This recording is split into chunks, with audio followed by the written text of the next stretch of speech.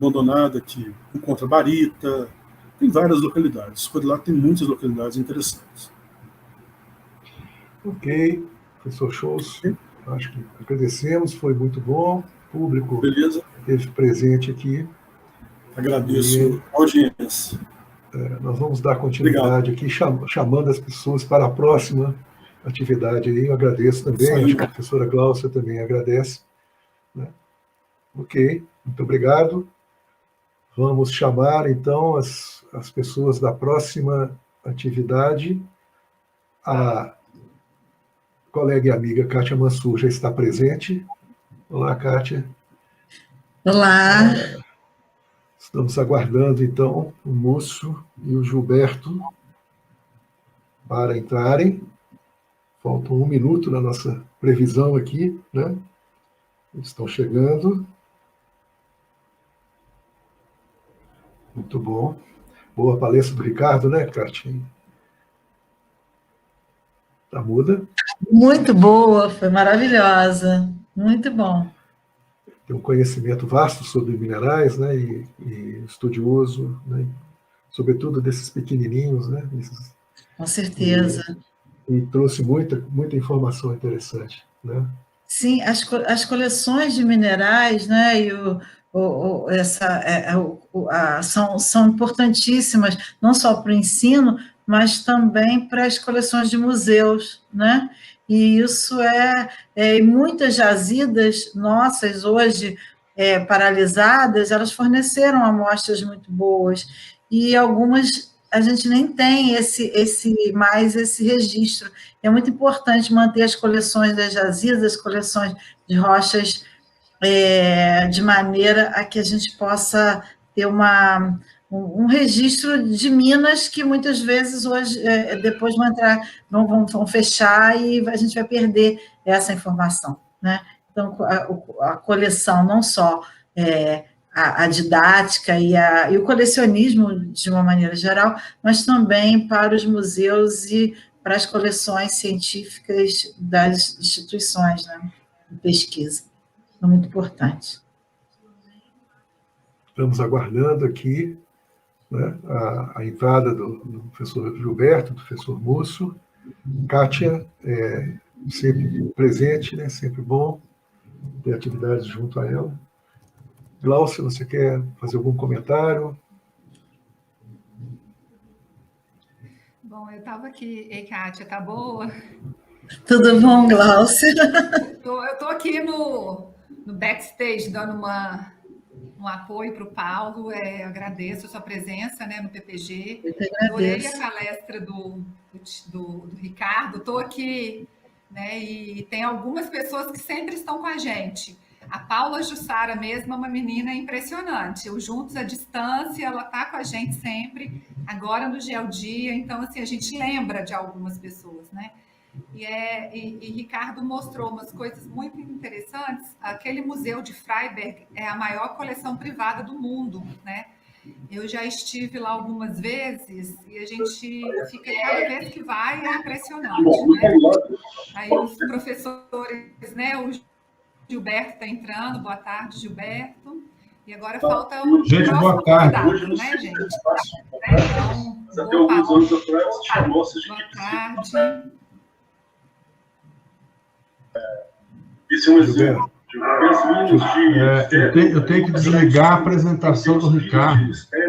No YouTube, você tem que sair do YouTube. Já saí. Eu sou meio caipira nessa história, mas enfim. Kátia, boa tarde. Gláucia. Boa tarde, Gláucia. Vamos aguardar mais um tempinho, que o professor Múcio deve estar entrando aí. Agora, você não cumpriu o que você falou, Paulo. Você falou assim, eu vou avisar para vocês entrarem. Eu fiquei lá assistindo. Não, eu avisei, só que eu avisei. Né? Que eu estou tocando sax, bateria, tambor, trombone. É isso que eu estou vendo. Mas é assim. E ainda está cantando. E ainda está cantando. Aí desafina demais. Né? Mas a gente está aprendendo. Eu gostei dessa história da música, que em geral o pessoal faz com futebol, né? Que está batendo córner e cabeceando, mas eu gostei mais da música. Tocando a banda toda. Todos Tocando os a banda instrumentos. toda. E ainda cantando. E isso é em homenagem a Minas Gerais, que é o estado que tem o maior número de bandas do Brasil, né? É mesmo, né? Apesar do Rio de Janeiro ser famoso pela cidade da música lá, né? Como é que chama? Ajuda aí, Kátia. A cidade da música. Oi? É uma cidade... A cidade da música. De música conservatória. Da Seresta. Da Seresta, é conservatória. Tem. Enquanto o Múcio está chegando, aqui tem a maior concentração, né? A cidade Visconde do Rio Branco, né? É famosa pelo número de bandas e por formar pessoas ilustres na área da música, né? Diamantina também tem um evento de serenata, não tem? Tem. Bem famoso. Seresta. A Vesperata.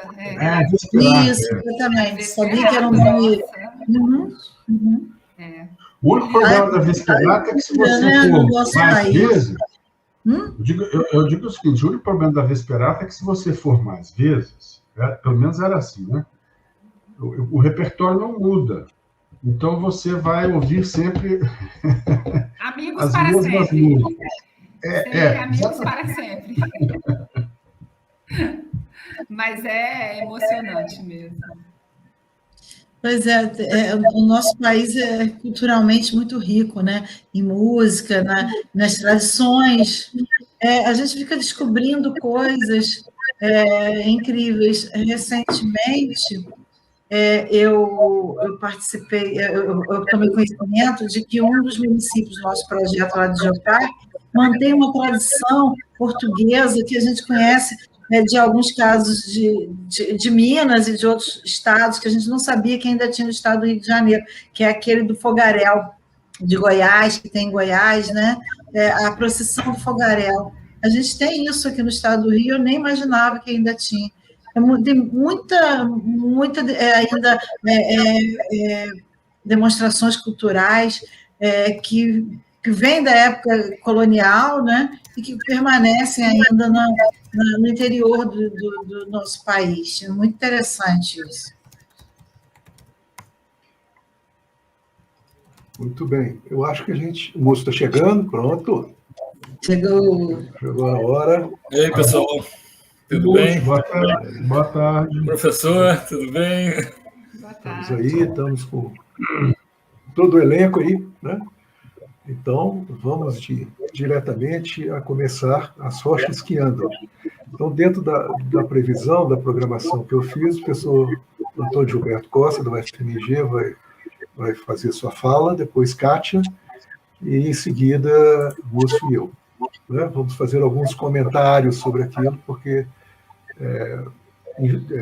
em razão do conhecimento especializado do professor Gilberto, né, e a Kátia sempre presente e viva, né, naquilo que se refere à geoconservação, em sentido amplo, então as honras são feitas a eles. Né? Então vamos em frente, Gilberto, você tem que projetar. O que eu tenho que... Share. Lá embaixo você vê lá compartilhar. Não, peraí. Então eu tenho que voltar aqui. É o share screen, né? Share screen. Share screen. Muito bem. Eu vou abrir, então. Eu não sei se está compartilhando. Tá ok? Aí, vamos ver. Ainda não. Não? Não. Então eu fiz alguma coisa errada. Vamos com calma. Estamos aqui juntos. Ele abriu, mas não... Por que não compartilhou? Olha...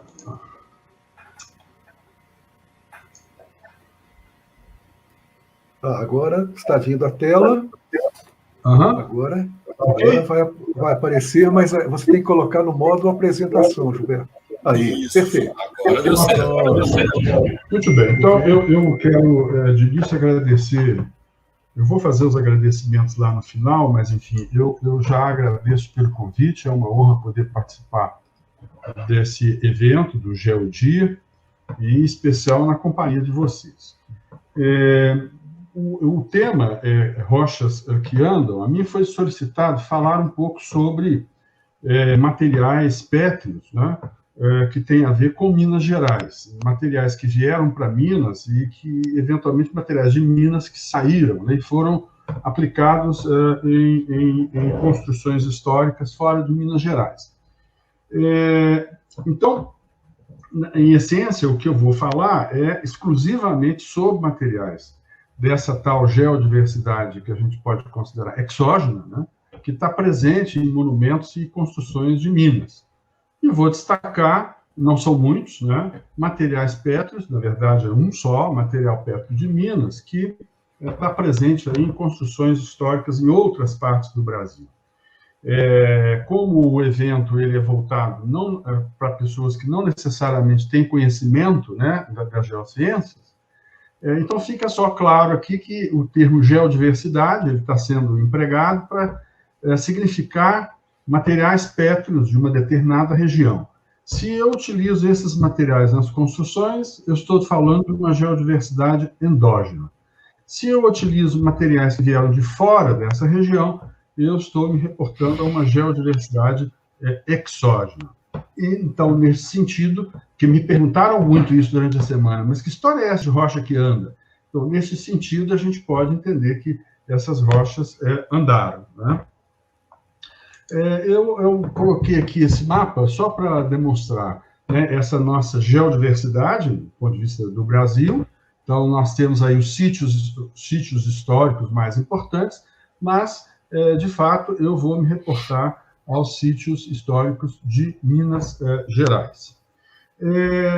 Eu também acho que é interessante deixar claro que o porquê que nós não vamos encontrar em Minas muitos materiais pétreos exógenos, materiais que vieram de fora. Bom, aqui é importante frisar que a grande parte do conjunto, né, de construções históricas, esse conjunto é do século XVIII e uma parte do século XIX. O limite que me foi dado seria aí até meados, né, do século XX, então nós temos algumas coisas aí do início do XX até meados do XX, mas o grosso é século XVIII.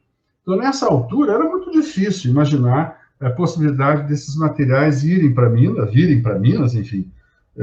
Então, era afastada do litoral, havia uma série de dificuldades, né, nesses deslocamentos, e, além do que, os custos eram muito elevados, né, apesar de ser uma área que, naquela altura, onde se tinha uma produção de ouro significativa, né? Mas é importante lembrar, eu hoje ouvi a Eliane falando mais cedo, que as construções de São Paulo, elas utilizaram muitos materiais exógenos em função da riqueza que veio do café.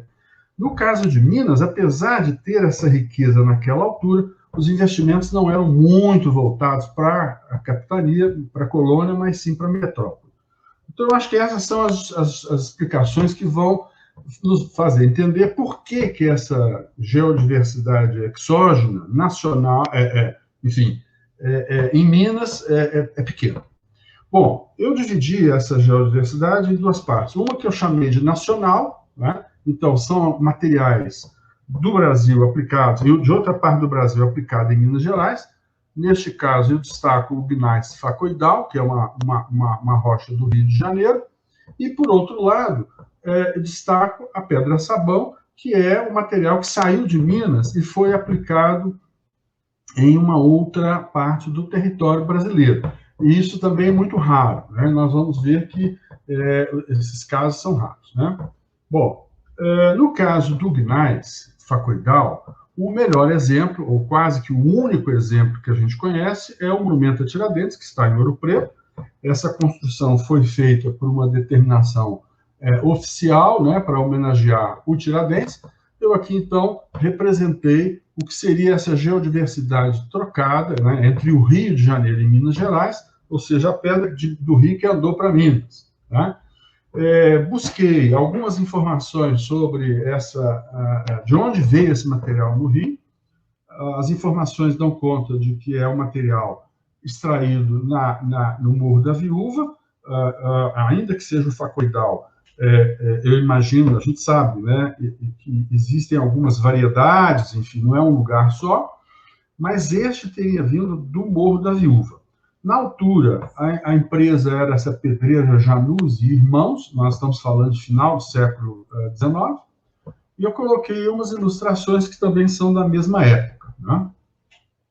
E achei interessante colocar essas imagens para nos dar uma ideia da evolução e do que veio a acontecer com essa área, né, com o Morro da Viúva, que no início do século XX já se mostrava aí contornado por essas ocupações, e nessa imagem agora do século XXI, a gente já observa, né, o antigo Morro da Viúva completamente contornado por edificações. Aqui nós temos algumas imagens interessantes, uma ainda da fase, a da esquerda, da fase de construção do monumento, aí depois à direita a gente tem a inauguração do monumento a Tiradentes. Mas, enfim, e o monumento propriamente dito? É esse que está aí. O que a gente pode observar é que não há uma homogeneidade, né, do ponto de vista textural e estrutural, mas todas essas imagens que a gente vê são típicas, né, daquele conjunto de feições do gneiss facoidal do Rio de Janeiro. Ao contrário, o que a gente pode dizer? Tem, sim, uma saída de material mineiro que, na verdade, foi para o Rio de Janeiro. Eu praticamente não conheço a utilização de pedra-sabão mineira em outra parte do território nacional. Essa troca, a mais significativa, ela é relativamente recente, né? E o exemplo é o revestimento do Cristo Redentor. Isso aconteceu já no século XX, né? Por volta de 1930, ou qualquer coisa por aí. E então a gente tem aí as tecelas de pedra-sabão revestindo o Cristo Redentor. Né? Mas também a gente pode falar numa geodiversidade trocada entre regiões de Minas, né? As pedras que andaram dentro de Minas. O exemplo, de novo, mais interessante é a pedra-sabão. O que nós sabemos é que as principais áreas de extração elas se localizavam no entorno, na área central das minas, né, que é Ouro Preto, Mariana, enfim, Congonhas, onde foram muito utilizadas, mas a gente percebe que houve uma pequena troca, né, ou envio, a utilização desses materiais, principalmente na região do Campo das Vertentes. Então, a geologia que não é favorável, vamos dizer assim, para a presença dessa pedra-sabão, o que comprova esta geodiversidade trocada. Um exemplo interessante é um exemplo de São João del Rei, existem alguns outros, onde a gente observa, né, a aplicação de detalhes da pedra-sabão, que é essa rocha mais acinzentada, por sobre um material que é da geodiversidade local, é endógeno, que são xistos verdes. Né? Então, esse seria o caso dessa viagem dentro de Minas. Muito bem. O segundo grupo é o grupo que é formado por essa geodiversidade exógena, mas internacional, vamos dizer assim. Então, são raros, né? Nós vamos ver alguns exemplos da aplicação de calcários portugueses, o mármore italiano, no caso do Carrara, ônix e travertino. Então, esses são os materiais que vieram da Itália, Portugal e Argentina, e então a gente pode observar aplicações aqui em Minas Gerais, especialmente em Belo Horizonte. O primeiro caso é o caso dos calcários portugueses. Eu aqui coloco uma imagem que traz informações sobre áreas recentes, né, de onde esses materiais estão sendo extraídos, mas são regiões que têm um histórico, né, de onde saíram calcários portugueses para o Brasil. Então, a gente tem aqui o amarelo e essa transição por Carnadão, à direita, né, que depois, então, a gente vai observar algumas aplicações aqui em Minas. Mas eu então vou começar a mostrar a presença, então, desses materiais portugueses, o primeiro conjunto ele é formado por arte tubular, que está, por exemplo, em São João del Rei, das cidades históricas mineiras, é onde se tem o maior volume de calcários portugueses, é o cemitério da Ordem Terceira de São Francisco, e o interessante é que quando a gente observa, então, alguns desses túmulos, a gente, inclusive, encontra uma série de informações sobre a procedência desse material, né? Lisboa, Porto, por exemplo, né? São coisas muito interessantes, muito bonitas.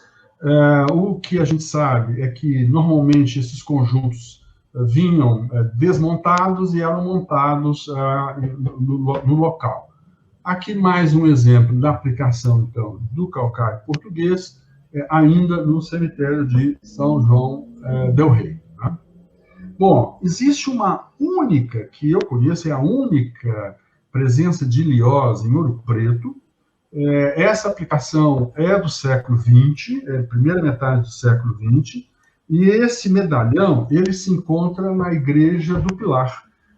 Quando a gente entra na Igreja do Pilar, ele está numa sala à direita. Trata-se de um medalhão que homenageia o Francisco Paula Rocha, uma família tradicional de Ouro Preto.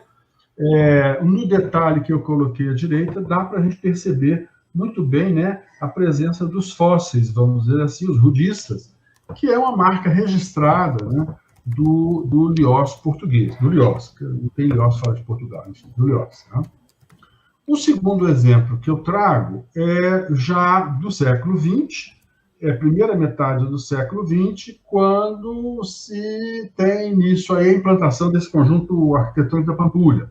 Então, na Casa do Baile, na antiga Casa do Baile, que era o Cassino, no antigo Cassino, que hoje é a Casa do Baile, que, na verdade, transformou-se no Museu de Arte da Pampulha, o que nós vamos ver é revestimentos de pisos, né, com a utilização do amarelo de Negrais, que, por sua vez, apresenta alguma variação em direção ao encarnado. Isso tem a ver aí com a presença de hidróxido de ferro, enfim. O próprio amarelo tem a ver com a presença de argilas. Né? Bom, saindo, então, dos tipos portugueses, nós entramos no mármore italiano. A área de referência, então, é Carrara. Então, eu coloquei aqui uma imagem das atuais áreas de extração. E em Belo Horizonte, eu me limitei a Belo Horizonte, mas existem alguns casos, né, da utilização do mármore italiano de Carrara em outras cidades mineiras. Mas o tempo era curto, então eu me detive em Belo Horizonte. E aqui eu exemplifico pela arte tubular no cemitério do Bonfim e pelo conjunto estatuário que está presente na Praça da Liberdade e que estava presente na Praça da Estação. Então, aqui eu começo com duas imagens desse conjunto do cemitério do Bonfim. São mármores, na verdade, todos dois, de excelente qualidade, porque eles são muito uniformes, grão muito fino, enfim, e essa cor branca muito homogênea. Né? Um outro lugar onde a gente tem registro da utilização do mármore Carrara nessa construção do final do 19 e início do 20, que é o Palácio da Liberdade. Então, principalmente no térreo, a gente tem o revestimento de piso e a escadaria em mármore Carrara. Né? O conjunto estatuário da Praça da Liberdade é um bom exemplo. Hoje, na verdade, a maior parte desse conjunto está nos jardins do Palácio da Liberdade. É pena porque alguns dos elementos que compunham o conjunto desapareceram ou estão guardados, né? Principalmente aquele conjunto das estações do ano. A gente só tem aqui um elemento, que é o verão. Né? Os outros não estão expostos mais. Um foi até roubado, depois foi recuperado. O conjunto que ficava exposto na Praça da Estação, hoje, algum tempo atrás, eles foram substituídos por réplicas, e aqui eu coloquei uma foto para demonstrar o que ocorreu em 2020, que foi a destruição da réplica, ainda bem que era a réplica, né? No Museu de Artes e Ofícios, do conjunto de 6 Na verdade, eram 10 peças, né? Nós temos 2 peças que estão na parte de fora, ali, na entrada do Museu de Artes e Ofícios de Belo Horizonte. Bom, também achei interessante, para não ficar só, então, com Belo Horizonte, trazer imagens de um antigo cemitério no sul de Minas, na divisa quase com o Rio, que é o Rocinha da Negra. É um cemitério do século XIX, né? Isso é Simão Pereira, onde a gente observa, né, a utilização do Carrara em vários, na arte tumular, vamos dizer assim. E o interessante é que o cemitério ele se localiza ao lado do antigo caminho novo para Vila Rica, para Ouro Preto. Então, esse caminho que está aqui do lado era o caminho, que era a estrada real, vamos dizer assim, né? E, bom, saindo, então, do mármore Carrara, a gente tem uma única aplicação de ônix, que está presente no Museu de Arte Moderna de Belo Horizonte. Existe uma informação de que esse material, a procedência dele é da Argentina, não existe mais nenhuma outra informação, e a gente tem aqui, principalmente, os guarda-corpos internos do museu, revestidos com placas de ônix. E, por último, o travertino, também presente em revestimentos no Museu de Arte da Pampulha. Não há nenhuma informação sobre o local, a área de extração, só há uma informação de que ele é italiano. Então, eu coloquei aqui a informação que a gente tinha obtido originalmente. Então, esses são os materiais, vamos dizer assim, da geodiversidade exógena, né, que a gente encontra aplicados em monumentos históricos de Minas Gerais. Claro que existem alguns outros exemplos que eu não considerei aqui, né? Eu vou fazer uma propaganda do meu livro, né, que é o das Rochas Histórias do Patrimônio Cultural, e encerro, né, agradecendo aí às instituições responsáveis pela organização, dando os parabéns pelo Geodia. Agradeço em especial ao Paulo de Tarso pelo convite. Agradeço a esse pessoal de Ouro Preto, né, a Paolo, Alex e o Adelilson, e aos arquivos, onde eu consegui algumas imagens que eu utilizei nessas apresentações. Muito obrigado.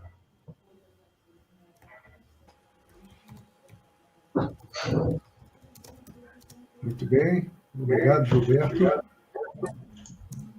pela apresentação. Vamos em frente, né? Para a gente poder não perder tanto tempo. Kátia, pronto, convido você para fazer a sua apresentação. Vamos nós.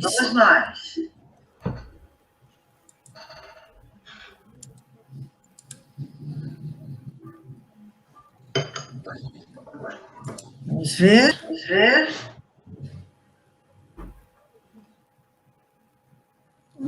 Não sei, eu botei para compartilhar. Vamos ver. Acho que agora vai.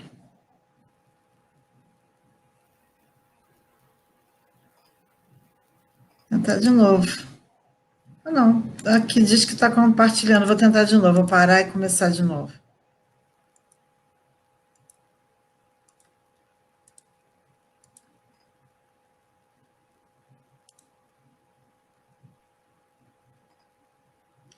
Vê se vai.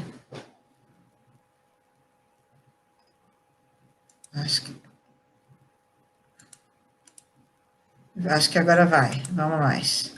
Tá? Ainda está no modo... não está no modo... Agora está, modo apresentação. Não foi. Peraí. É que acho que a gente está com um delayzinho aqui. Foi? Foi. Bom, então, seguindo aí foi excelente, eu agradeço ao professor Antônio Gilberto Costa pela apresentação, porque trouxe vários elementos que eu vou aproveitar aqui na minha apresentação, e começo agradecendo ao Paulo de Tarso pelo convite, a todos aí de Minas Gerais, pela acolhida sempre carinhosa dado pelos nossos amigos mineiros, e eu montei aqui uma pequena apresentação, ela é relativamente curta, sobre as rochas que andaram do e para o Rio de Janeiro, nessa mesma linha do Paulo, do Gilberto. E eu selecionei algumas, né? Eu vou apresentar aqui um pouco disso, só para a gente ter um contexto mais geral, né? A cidade do Rio de Janeiro, ela é formada por um conjunto de rochas, gnáisses, migmatitos, granitos, principalmente formados durante a colisão continental, né, do brasiliano panafricano, e dos diques de Diabaso, da quebra do Gondwana, depois passa pelo processo todo de quebra do rift continental do sudeste do Brasil, a região da Guanabara faz parte de um graben, e um modelado de relevo aí depois com variações do nível relativo do mar, que faz com que a nossa região seja uma região de rochas muito duras. Não é? Rochas que, a princípio, não seriam tão adequadas para fazer ornamentos, enfeites e tal, mas a gente vê que não é bem assim. Mas, de qualquer maneira, o contexto geológico, geomorfológico do Rio faz com que a gente tenha essa paisagem e esses tipos de rocha, né, que são extremamente valorizados e é patrimônio mundial na categoria de paisagem cultural. Falando um pouco de história do Rio, que vai ser importante também para contextualizar essas rochas, o Rio de Janeiro, inicialmente habitado pelos sambaqueiros, e depois, mais recente, pelos tupinambás, ele também ocupava, ao longo da Baía de Guanabara, a gente tinha ocupações dessas tribos ao longo da Baía. E a primeira relação sobre isso é que havia 22 tabas, né, às margens da Bahia, quando ocupada por Villegagnon, em 1555, na França Antártica. Isso é importante porque a data da ocupação de Villegagnon é posterior à fundação da cidade. Por quê? Porque os franceses vieram e os portugueses vieram depois e fundaram a cidade do Rio de Janeiro em 1º de março de 1565. A cidade passa a colônia, capital da colônia, em 1763, capital do reino em 1808, capital imperial em 1822, capital da república entre 1889 e 1961, capital do estado da Guanabara entre 60 e 75, e desde então, capital do estado do Rio de Janeiro. Mas por que eu estou falando isso tudo? É porque, como capital, 200 anos como capital federal, a cidade viu, como capital da federal, capital da república, do reino, do império, enfim, a cidade viu muitas construções, inclusive muitas, interessante dizer que, assim como o professor Gilberto falou, que a Eliane fala da questão do café em São Paulo, e que ele fala da questão de Minas no contexto das rochas, o Rio de Janeiro fica também com uma outra característica, que é a cidade onde os arquitetos buscam embelezar segundo a moda do tempo em que eles estavam vivendo. Então, a cidade tem representações dos mais variados estilos arquitetônicos. E isso é muito interessante, não só pelo material que é usado no interior, quanto no exterior. E também com a vinda da família real em 1808, aqui a gente vê o Paço Imperial, construído em 1743, que foi a primeira morada da família imperial, revestido aí com as rochas da própria cidade, com os gneiss leptinítico e o gneiss facoidal, o leptinito e o gneiss facoidal, e internamente com escadas em liós. E a cidade, ela se transformou muito nesse tempo. Aqui tem uma foto do professor Renato Ramos durante as obras, e a cidade passou por várias obras, né, de remodelamento, uma famosa do Pereira Passos, no início do século XX, e agora, mais recentemente, passou também por uma reforma para a época das Olimpíadas, onde, para a implantação do VLT, foi aberto o calçamento da cidade, e o calçamento pé de moleque antigo, reapareceu em vários pontos do centro da cidade. A cidade é formada por várias camadas de tempos de reformas e onde as rochas do rio vão aparecer. Nesse caso, é o nosso Facoidal. Mas a primeira rocha que foi usada no Rio, na cantaria da cidade, então eu vou falar primeiro das rochas daqui, que são daqui e ficaram por aqui mesmo, né? A primeira delas é o leptinito, que é esse gneiss clarinho, leucocrático, fininho, médio, muito quartzo, muito feldspato, um pouquinho de biotita e salpicado de pequenas granadas. Essa rocha aí foi muito usada, principalmente no início da nossa história. Muitos enfeites, tanto era acho que mais fácil de fazer o entalhe, e foi uma rocha muito utilizada. Por exemplo, toda a frente da Igreja da Candelária, que foi a primeira igreja, a primeira capela de 1630, e depois passou por várias reformas, essa última aí de 1898, essa frente da Candelária é toda de leptinito. As laterais já recebeu o facoidal. Depois tem aí o nosso facoidal, que no artigo aí nós chamamos de a mais carioca das rochas, realmente ela está presente em muito da cidade ainda, né? Ela foi usada, muito mais usada posteriormente ao leptinito, mas mesmo assim, uma rocha clássica, que tem nesses óleos de feldspato, nesses facóides, né, que o nome vem de lentilha, e que naquele monumento de Ouro Preto, depois eu tenho uma foto aqui também, vou mostrar essa característica dele, que é muito bonita, que dá um movimento para essa rocha. Ele é uma rocha que foi utilizada em muitos e muitos lugares. Por exemplo, encontro lá, aqui é o CCBB, o Centro Cultural do Banco do Brasil, inaugurado no início do século XX, 1906. Assim como o Paço Imperial está no estilo colonial, esse daqui já é no estilo eclético. Olha o facoidal todo cheio de pequenos detalhes, já numa fachada usando ferro e vidro. E o terceiro tipo de rocha usado aqui no Rio é o menos usado, até porque tem menos, mas também é importante, é o quinzigito, que é esse gneiss com mais biotita e também com cordierita e granadas de uma tonalidade arroxeada muito bonita. Essa rocha ela foi usada, por exemplo, na mesa do imperador, no Alto da Tijuca, mas um lugar onde ela é encontrada também, um lugar muito importante, é o Cais do Valongo, Patrimônio da Humanidade, por guardar a memória da escravidão.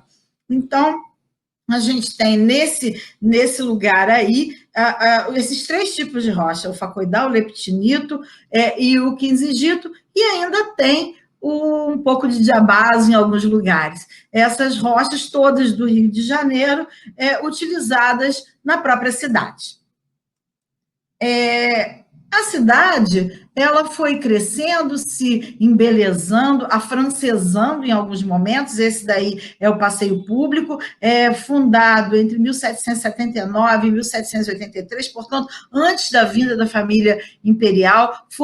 Nesse lugar havia uma lagoa, que era o Boqueirão da Ajuda, está aí um quadro do lado que mostra esse lugar, e em cima dele foi aterrado, como vários lugares do centro da cidade, foi aterrado com os próprios morros da cidade, e construído aí o primeiro jardim público ornamentado da cidade. E aí, eu parei com as nossas três rochas da cidade na cidade. E vou entrar nas rochas que andaram para o Rio. Primeiro, vou mostrar que algumas vindas de Minas, aí está o nosso Cristo Redentor, que o professor Gilberto já mostrou, com as suas tecelas de pedra-sabão mineira, maravilhosas, uma rocha realmente belíssima, né? E aqui o estromatólito da Pedreira do Cumbe, né? Daí do quadrilátero, ele no CCBB, no Centro Cultural Banco do Brasil, é um mármore pouco metamorfizado, com metamorfismo de baixo grau, e que preservou aí as estruturas. E a gente consegue ver essas estruturas, o pele de onça, que é esse que a gente está vendo na foto maior, e aqui na pilastra ao lado, ele cortado paralelo às colunas estromatolíticas, mostrando uma outra textura, né, que dá ao CCBB uma característica muito interessante para essas rochas, e aqui com uma rocha italiana aqui embaixo, né? Depois a gente fala delas. Também de Minas, a gente não pode esquecer o ouro que veio de Minas. E aí, nesse ouro que veio de Minas, eu selecionei aqui o Museu Sacro Franciscano, construído em 1620, todo ornamentado com ouro mineiro, né? E aqui eu botei essa outra foto do lado, que é esse altar que está atrás aqui do nosso grupo. Isso aqui é a visita de campo, vamos chamar assim, de uma turma.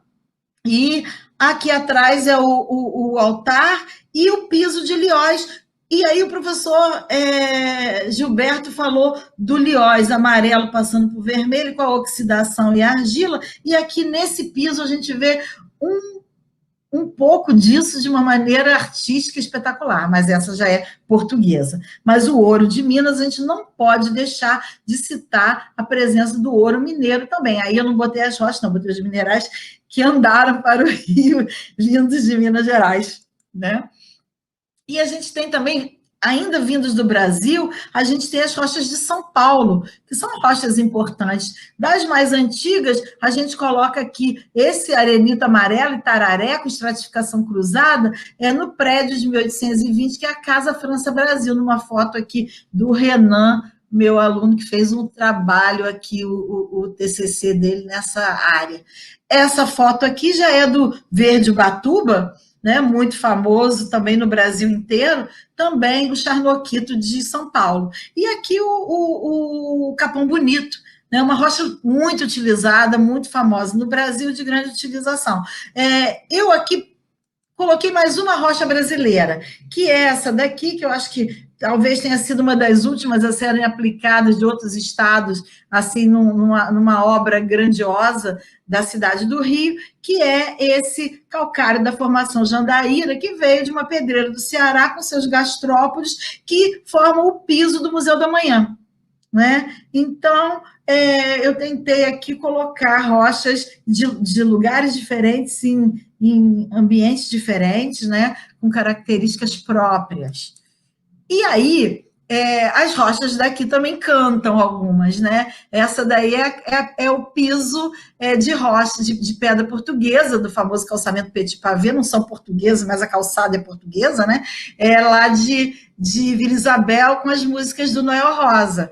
Então, as rochas se prestam a muitos usos, entre eles esse embelezamento e essa relação de arte com a cidade, até de uma maneira muito sutil, onde as pessoas pisam, mas a música e a arte e a pedra está aí, né? E aí a gente ainda coloca aquelas que vieram para cá. Só que aqui eu vou fazer um parênteses para dizer o seguinte, eu fui econômica nesse caso, porque justamente pelo Rio ter essa característica de cidade cosmopolita, que foi capital do Império, do Reino e da República, enfim, muitos prédios, muitas rochas de muitos lugares, rochas da Bélgica, da França, da Espanha, enfim, da Argentina, do Chile, rochas de muitos lugares, de outros países vieram para cá. Mas eu selecionei algumas que eu acho que são muito características e que elas aparecem muitas vezes, e algumas como essa, que é o Lioz, português, que o professor Gilberto falou. Essa rocha é muito importante para a cidade. Importante porque os prédios mais antigos da cidade usam essa rocha, porque ela vinha como, segundo a professora Zenaide Silva, ela vinha como lastro de navio.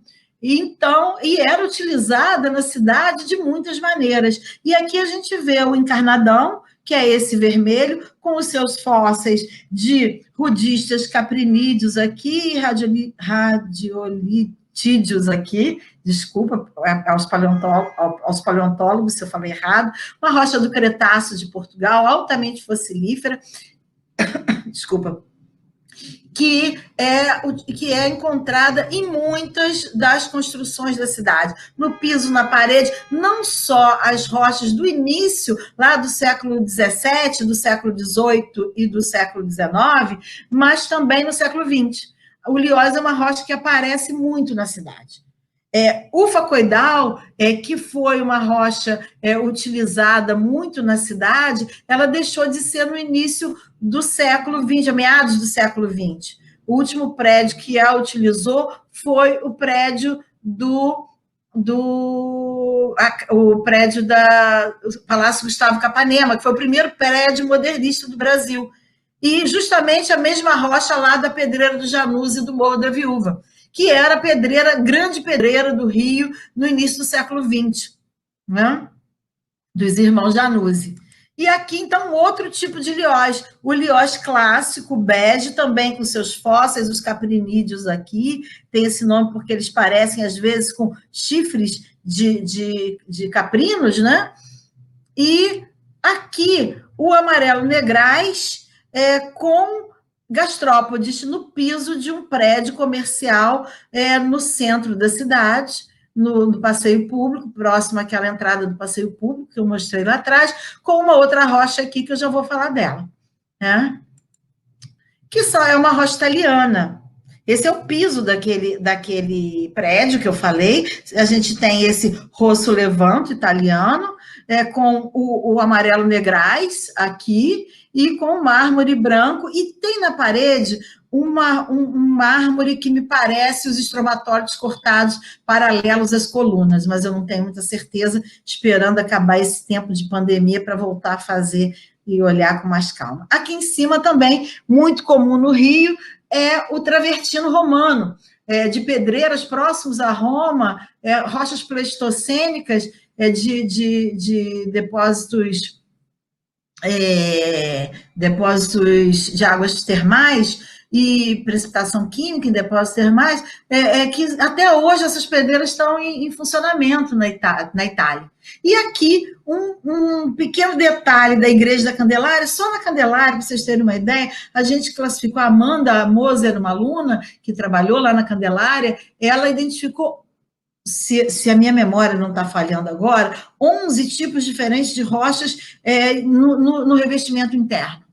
Rochas de vários lugares do mundo, aqui a gente tem o Carrara e o serpentinito, também italiano. Então, a gente vê aqui, nessas 3 fotos, pelo menos 4 tipos de rochas que a gente imagina que sejam, que são romanas, italianas, perdão. Né? São rochas que vieram para o Rio, vindas de muito longe. E ainda outras que vieram que a gente não sabe de onde veio. Essas a gente ainda precisa trabalhar muito. Essa rocha linda que vocês estão vendo aqui, uma lortosita, com esses labradoritas, com labradorescência maravilhosa, a gente não sabe se vieram do Canadá ou da Noruega, mas o fato é que elas estão aqui embelezando a nossa cidade.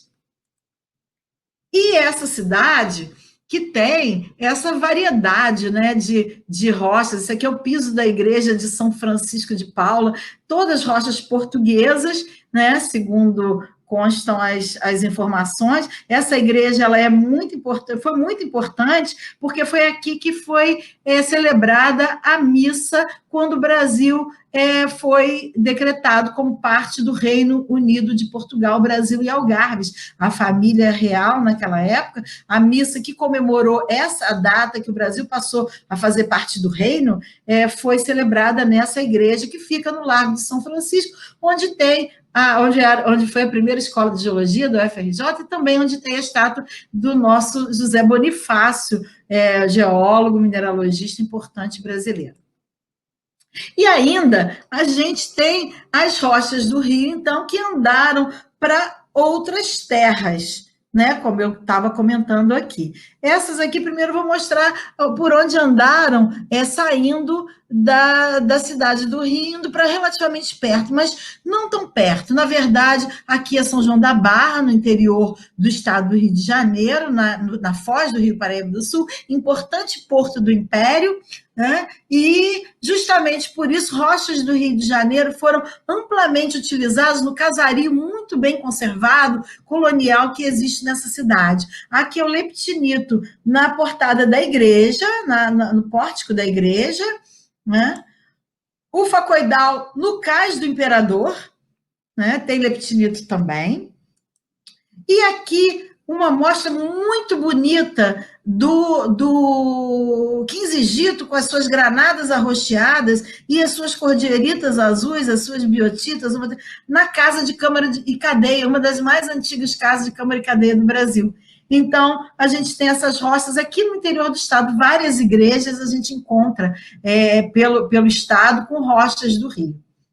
Também ao Facoidal, olha o nosso Facoidal lá em Porto Alegre, na igreja de Nossa Senhora das Dores, na porta da igreja. Olha o nosso Facoidal, uma foto do professor Marcos Nascimento, lá em João Pessoa, numa homenagem à Nossa Senhora de Lourdes. Olha o nosso Facoidal andando. Aqui, ó, o Facoidal que o professor Gilberto já mostrou, lá no monumento. E o que é interessante de olhar nesse monumento, que eu gosto muito de levar os alunos para as aulas de geologia geral e mostrar a textura das rochas, é que como essa rocha, o feldspato, ele é um disco, uma lentilha, quando ele é cortado de um lado, a gente vê uma bola, de outro a gente vê um olho. Então, é muito interessante para mostrar em 3D a textura das rochas metamórficas. Né? E está aqui, eu não vou falar dele aqui, porque o professor já disse até da pedreira de onde essa rocha saiu e por que o decreto, né? Até porque Tiradentes morreu no Rio de Janeiro, né? Foi executado lá. Né? E, por fim, uma outra imagem do nosso Facoidal lá em Brisbane, na Austrália. Esse aqui são fotos do guia de prédios construídos em rocha, que foi publicado durante o 34º Congresso Internacional de Geologia da Austrália, e numa das visitas, um dos pontos era as rochas de fora do país que tinham chegado lá. E aqui diz que o Facoidal, um gneiss, alguém gneiss que veio do Brasil como rocha de navio, lastro de navio. Né? Então, aqui a gente vê o Facoidal chegando lá do outro lado do mundo, na Austrália também. E ainda, essa rocha tem em vários lugares do Rio, ela é pintada, são estágios fingidos. A textura é uma rocha tão usada que ela viaja na imaginação também dos artistas populares. Vocês estão vendo aí, o carro alegórico do Salgueiro, em 2016, que falava dos malandros e mostrava uma série de praças do Rio, e todas elas com a textura do Facoidal pintada, porque esses monumentos são todos em pedra, são todos em Facoidal. Então, é uma rocha que está também no imaginário, ela é tão presente que, na hora de representar os monumentos da cidade, elas aparecem até em carro alegórico do Carnaval do Rio. E aí, gente, terminando aqui, eu só queria agradecer mais uma vez e dizer que as pedras andam e as nossas mentes viajam. E vamos viajar nelas enquanto a gente não pode viajar de verdade. Muito obrigada. Essas malas são de Facoidal, viu?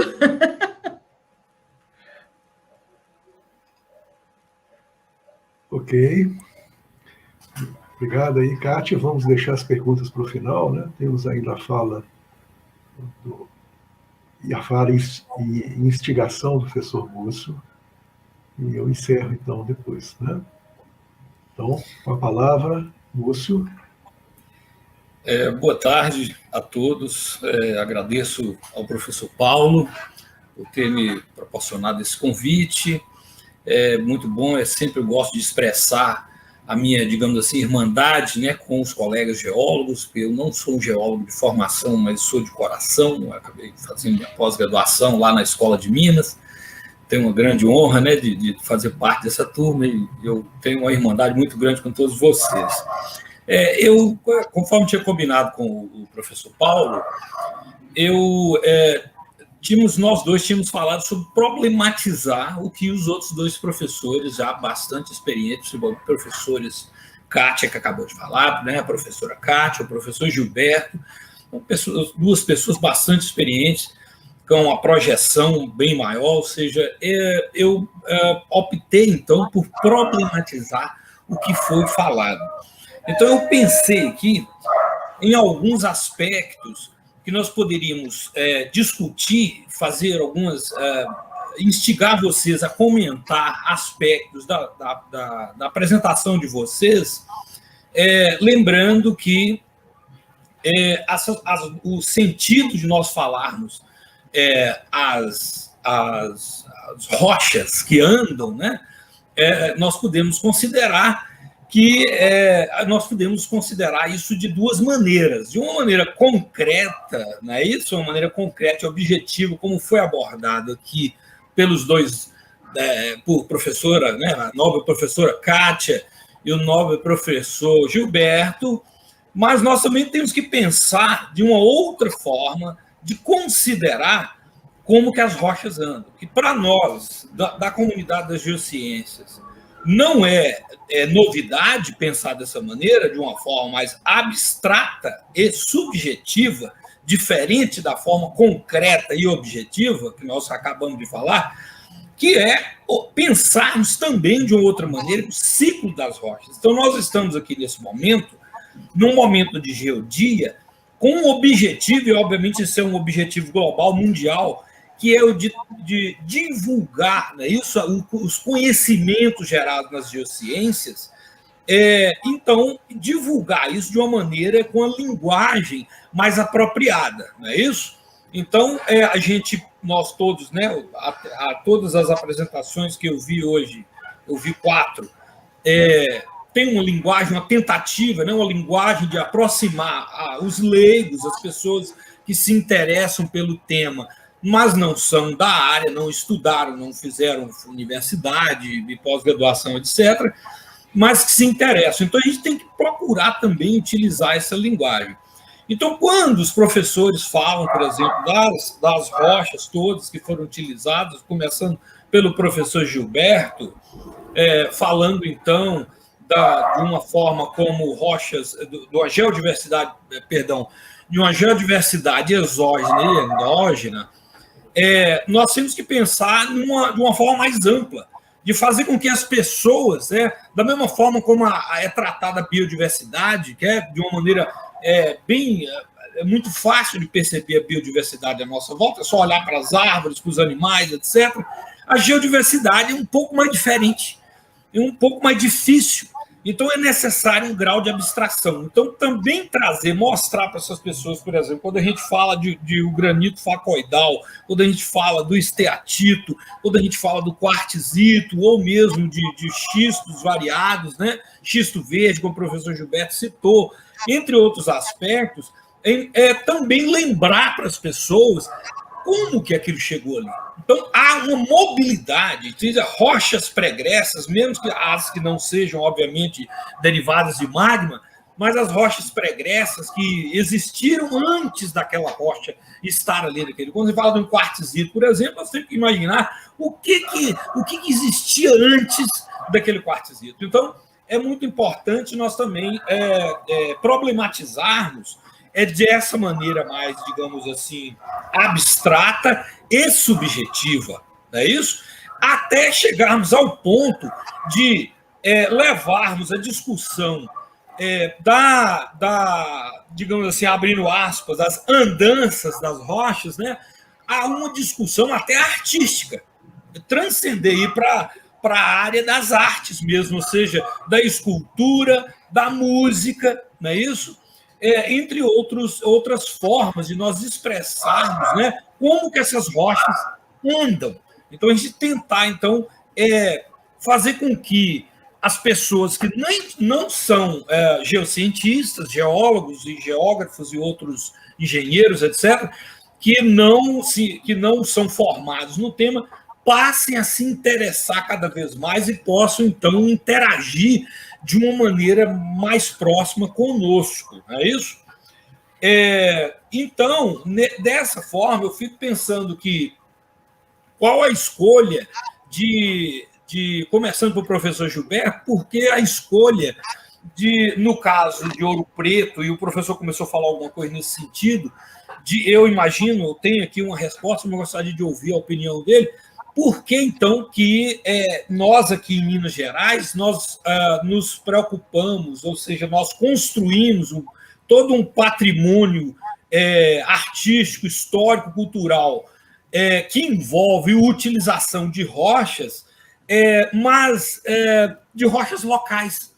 Nós optamos por isso, diferente do Rio de Janeiro. A professora Kátia acabou de mostrar uma grande diversidade de rochas que vieram de diversos países, mas aqui em Minas Gerais, mesmo tendo uma grande riqueza, nós optamos por rochas locais. Eu, por exemplo, sou de uma cidade histórica, São João del Rei, em que a maioria das rochas vieram de um raio de 30 quilômetros. Então, há muitas construções que utilizaram rochas aqui, mas vieram num raio de 30 quilômetros. Então, entenderam isso, levaram as pessoas a compreender melhor que as rochas andam, mas que há uma outra possibilidade. Professor Gilberto, então, o que eu fico tentando imaginar por quê? Eu tenho aqui a minha opinião, eu gostaria de saber de você isso. Mesmo com a riqueza que foi gerada naquele momento do século XVIII, em que Minas Gerais houve uma geração de riqueza tão grande, né? Uma riqueza mineral que produziu capital de forma tão intensa aqui para nós, nós optamos por construir com rochas locais a maioria das nossas construções. Na sua opinião, o que você considera? O que causou isso? Bom, estão me ouvindo? Sim, nós estamos ouvindo. Bom, em primeiro lugar, eu queria até responder a uma colocação da Marjorie. Eu tenho a impressão de que talvez ela não tenha assistido o início da palestra, porque naquela altura a gente colocou muito claramente o que vinha a ser a tal da geodiversidade endógena e exógena. Eu quero lembrar que esses são conceitos que eu não os inventei, quer dizer, isso já está amplamente consolidado, né, nessa literatura que trabalha com o patrimônio. Agora, na verdade é o seguinte, o Múcio tem razão. Nós, em Minas Gerais, ficamos... E agora também tem uma outra coisa, eu fui muito obediente ao Paulo. Eu não falei de nenhum material mineiro, viu, dona Kátia? Então, o negócio é o seguinte, de fato, o Múcio tem razão. Nós utilizamos materiais mineiros e por aquelas razões que eu coloquei. A falta de recursos, porque eu não sou historiador, mas o que a gente sabe é que aquela pessoa que morava aqui naquela altura, ele, na verdade, o sonho dele era sempre retornar à metrópole. Então, de alguma maneira, o que ele ficava imaginando era gastar mais lá. Então, ele investiu alguma coisa aqui, mas não investiu muito, né? E eu dou um exemplo muito interessante, que é o seguinte. Era muito difícil você imaginar chegar aqui em Minas aqueles calcários portugueses fantásticos, os italianos, né? Então, qual foi a saída que o mineiro encontrou? O português que estava aqui? Usar pedra-sabão. Porque ela era mais ou menos tão macia quanto e permitia, né, a produção de uma série de elementos de embelezamento. Agora, por outro lado, eu acho que foi até muito interessante, Múcio, porque, veja bem, eu não conheço no Brasil nenhum outro lugar onde se fez tanto o uso do xisto, dessa rocha, que por culpa dos historiadores, eles não gostam quando eu falo isso, os historiadores dizem que a pedra-sabão é a pedra de Minas. O problema é que tudo que é verde virou pedra-sabão na história, né? Quando, na verdade, a gente sabe que a maior parte são xistos que são diferentes da pedra-sabão. Mas nós somos únicos. A gente vai encontrar nós vamos encontrar esse material em várias cidades mineiras, né? Então, eu não sei eu estou vendo aqui, né, patrimônio geológico ex situ, né? Aqui já é um outro conceito, né? Eu acho que, na verdade, quando a gente fala em geodiversidade endógena ou exógena, nós estamos nos referindo a materiais de uma determinada região. O Múcio colocou claro, se você vai a São João del Rei, as rochas não estão a mais de que 30 quilômetros, está tudo ali perto, Tiradentes, São João del Rei, né? Então, a gente pode considerar tudo isso como sendo geodiversidade endógena. Agora, o exógeno é que vem de uma outra realidade geológica, vamos dizer assim. Essa questão de patrimônio geológico ex situ e in situ é uma outra história, que tem a ver com o patrimônio geológico natural. Ou eu estou vendo o material in situ, né? Estou lá no afloramento, ou eu estou vendo esse material, por alguma razão, enfim, sendo mostrado fora do seu ambiente. Mas isso pode ser, eu acho que isso pode estar contemplado dentro da geodiversidade endógena, por exemplo. Eu não sei se eu respondi o Múcio, mas eu gostaria de aproveitar a oportunidade para fazer uma observação com relação a uma fala da Kátia. Eu conheço muito bem a professora Zenaide, gosto muito dela, mas não concordo quando se diz que o Rio é uma cidade fantástica, por várias razões. Mineiro gosta muito do Rio. Em especial pela utilização do mármore português, que são exemplos fantásticos. Mas eu não concordo quando se diz que isto é fruto da história do lastro. Eu acredito até que alguns blocos, sim, principalmente ali no Paço Imperial, talvez tenham ficado ali no Porto. Mas a gente conhece, vou citar o exemplo do Mosteiro de São Bento, várias instituições que compraram, ou seja, os desenhos foram produzidos e foram encomendados e se pagou por isso. Então, é importante lembrar que, sim, parte do material foi fruto de lastro de navio, mas as instituições, em especial algumas religiosas, compraram esses pisos, essas peças, quer dizer, se pagou por isso. Né? Então, não foi só uma questão de aproveitar o lastro. Né? Sobre isso, só para dizer que eu também não acredito que aquele piso do Museu Sacro Franciscano não tenha sido encomendado. É óbvio que foi. Exatamente, né? Mas, assim, aliás, acho que a maior parte foi encomendada. Eu acho que aquilo tudo ali, eu acho que eu leio, eu faço a leitura do texto dela, que grande parte pode ter sido lastro. Até pode, não sei, eu não tenho esse conhecimento histórico, não visitei os textos históricos, mas acho que parte não foi, claro que não, aqueles pisos ali todos desenhados, as coisas ornamentadas, elaboradas, entalhadas, não, ali eu acho que é tudo muito encomendado, muito próprio, mas a gente tem muito piso, tem muita escada, tem muito... que muito possivelmente pode ter sido, sim. E outros não, né? Eu digo um detalhe importante... Professor?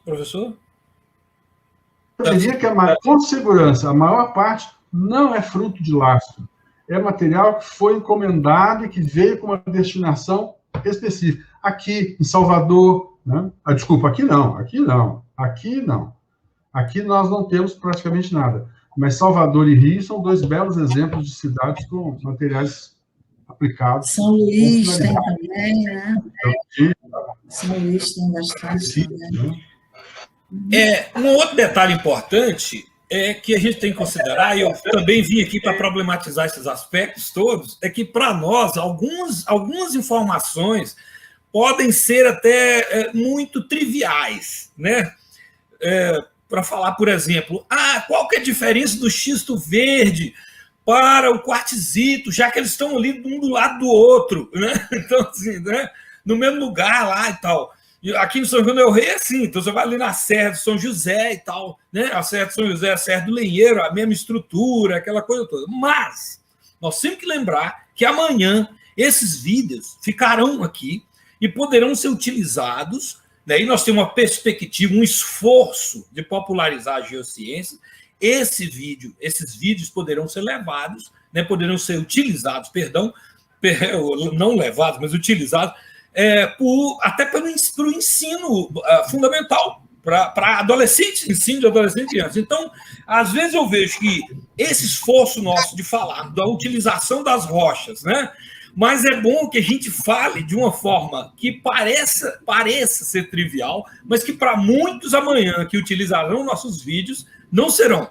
Então, assim, eu gostaria de saber de vocês, que vocês dessem um panorama geral dessas rochas, os ambientes de formação dessas rochas, como é que elas se formavam, esses aspectos todos, essas relações delas, e se elas eram de ambientes muito diversos, ou no caso do Rio, por exemplo, os gneiss, né, você tem um ambiente menos diverso, né?